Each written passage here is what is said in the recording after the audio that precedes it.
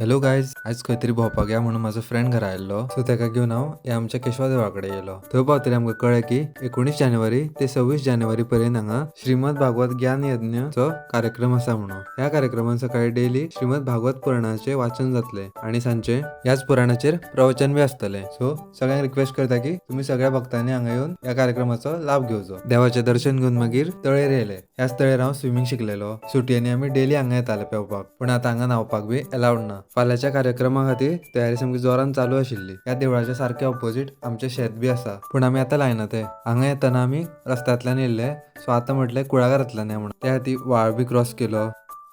कुळागरांतल्यान येतना करमला बी काडली आनी मागीर हांव म्हज्या वाड्यार पावलो. ही म्हजी धाकटी मम्मी. तिच्या वांगडा मागीर आमी गजाल मारपाक बसले. आमकां खावपाक तिळगूळ दिले गायज. आनी हो आमचो Rocky bye. Rocky second D. तर गायज हो व्लॉग हांगा सोंपयता. मेळुया नेक्स्ट व्लॉगान. पण पळो पळय घरा विचार तिळगूळ खा आणि गोड गोड उले.